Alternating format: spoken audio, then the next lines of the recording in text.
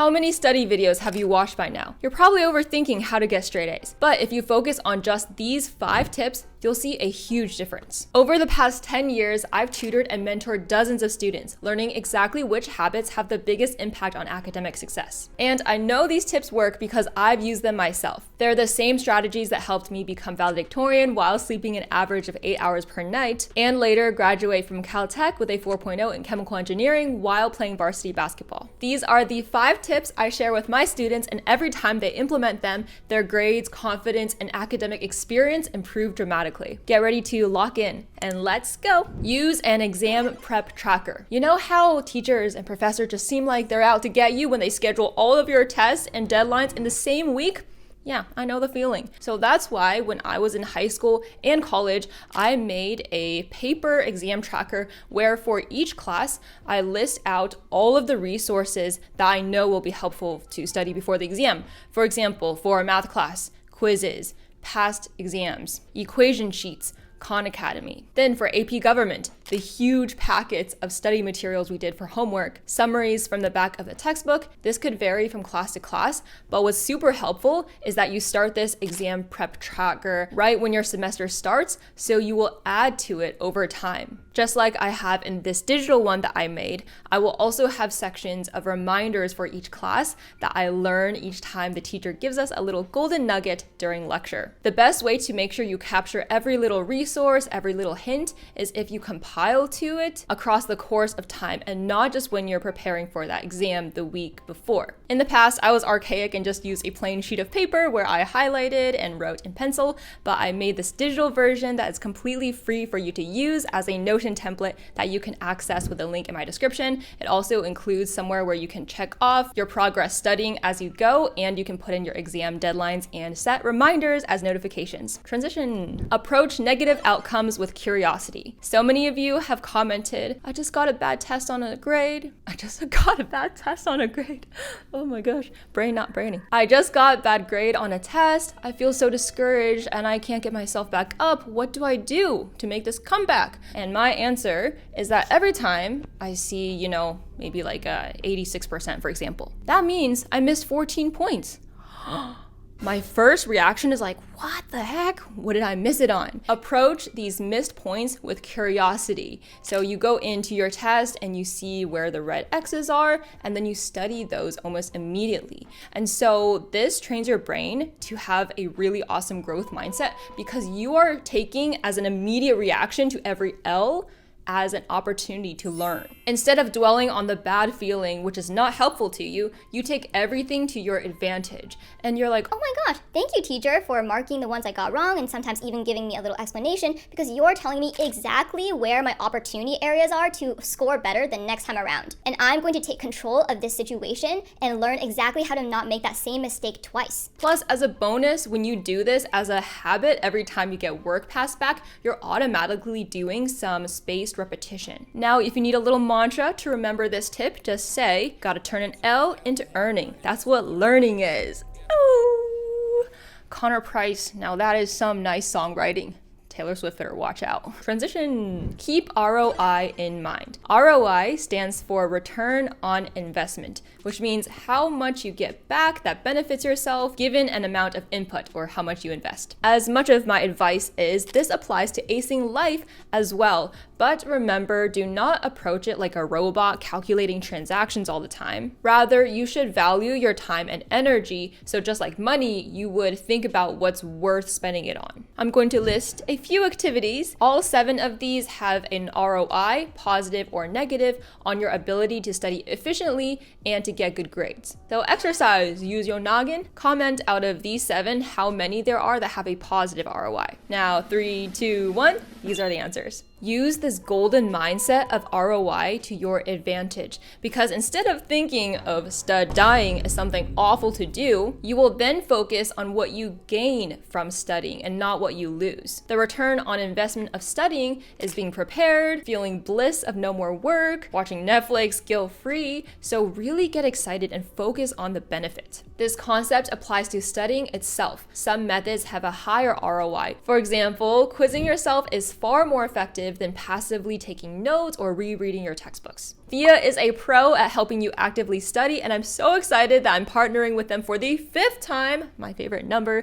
to highlight their Smart Study feature. This cuts all of your passive work and gets you straight to learning. So yes, we know that flashcards and quizzing yourself does wonders, right? But no, Smart Study has more than just that. It's super dynamic, meaning that it has a bunch of different question types, keeping you engaged and ready for any kind of question that comes on the test. These include true, false, fill in the blank, multiple choice, select all, graph questions, and much more. Further, even if you're taking a more STEM-focused class like chemistry, Thea can also ask you how to balance a chemical equation. Another advantage of Thea is that it will give you feedback on every single question you answer, whether you get it right or wrong. This is basically like a tutor interaction where you go back and forth, ask questions, they help you, but you're putting that into your own independent study session. As you replicate this teacher-student interaction, you're studying a little bit each time you review and answer explanation.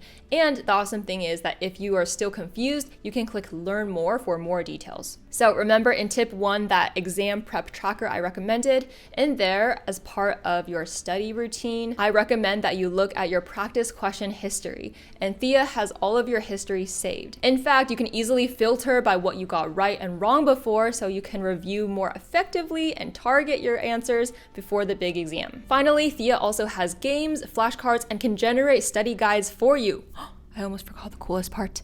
It's completely free, so make sure to start studying actively with Thea now using the link in my description. Distinguish when you should memorize versus when you should understand. Oh my gosh, this is so critical. Let me paint a picture. I saw this diagram somewhere, which is supposed to help make it easier for you to remember that speed equals distance over time and all the other relevant equations for physics. The idea is that if you memorize this diagram, you can just cover one part of the triangle and it will correspond to these 3 equations. However, this is why I think there are so many traps out there when it comes to these little shortcuts or study advice, because that is not physics. That's not even math. You should not be memorizing something like that where you can literally understand the relationships between speed, distance, and time to actually understand physics. Because if you cannot understand that simple equation, then how are you going to do harder things like inertia and calculate force in the future? If you use little tricks like this to memorize in a class where you're supposed to understand, you're not gaining anything from that, and you're just going to fall farther and farther behind. And this is exactly why math is one of people's hardest subjects. When people are good at STEM classes, it's not just because they have some magical gene that you don't have. Most of us have around the same IQ because we ain't Einstein out here. But the key in the successful students, if you want to ace all your classes, including those tough STEM classes, is that you need to approach it in the right way, because this knowledge accumulates. And when you draw connections from your deeper fundamental understanding, you're going to be able to use problem-solving skills to tackle any new questions that you haven't seen before. Biology, Spanish, these might involve more memorization. And so memorization takes a lot of energy, right? I always remember that I hated memorizing. It was one of my most disliked forms of studying because you can only cram so much in, right? So even in Spanish and biology, if you draw some connections between the things you memorize, that's how you get farther easier. This also applies to school as a whole. If you're using hacks and just scraping by with cramming, you're literally not doing school right. That's when you're not gaining what you're supposed to gain from school, and that's when school is like a scam. You're making it that way. People trying to cheat the system is making themselves waste the time. You only cheat yourself. In anything you do, you can gain. You can grow your human capital, and that's how you maximize your life and potential. Also, like in general, to get you more motivated about school, to me, memorizing just seemed more like a brute force, tedious activity, but understanding, finding patterns, problem solving, now that's some fun stuff. Nerd alert! Hahaha. Number 5, make friends. Please make friends and don't be a lone wolf. I'm a lone wolf. What's a wolf got to do to get a hug around here? I think there's some like videos floating around out there like, oh, it's a good thing if you don't have friends. Or like, go off and do you, queen. But for me, having amazing, lovely friends is such a big reason for why I was able to succeed in school and honestly anything I do. Friends help you build your relationship skills and they help make your life happier because humans need other human connection. Just those two factors alone will make it easier for you to succeed in school more sustainably. But not only that, they will also directly help you with school because if you make friends with upperclassmen, for example, or simply people who have taken the class you're going to take, you can learn shortcuts by asking them like, oh, what would you recommend I study for the exam? What would you recommend I skip studying so I don't waste time? Even though chemical engineering had the hardest classes like transport, physical chemistry, organic chemistry, my chemical engineering squad was so on top of our work because we compared answers, we checked, and taught each other using the Feynman technique. With the right friends, you not only work together and keep each other accountable, but you also inspire each other, lifting all boats. It seems many of you can relate to this tip number 5 because with the opposite and toxic friends, you've told me about how hard that makes your life, which includes studying. And if you want to learn how to get rid of toxic friendships, I have this episode on my podcast linked in the description. As always, the key to effectively converting what you learn into your reality is to apply one tip at a time. So from today's video of the lovely 5 tips, pick one to start consistently. Comment below which tip you're going to work on first and why so the A-team can help keep you accountable. Remember to try Thea with the link in my description and all of my other resources, including my favorite books to read, my free exam prep tracker Notion template, they're all linked there as well. And before you go, I have an important message to you. It's not the end of the world if school is not going well.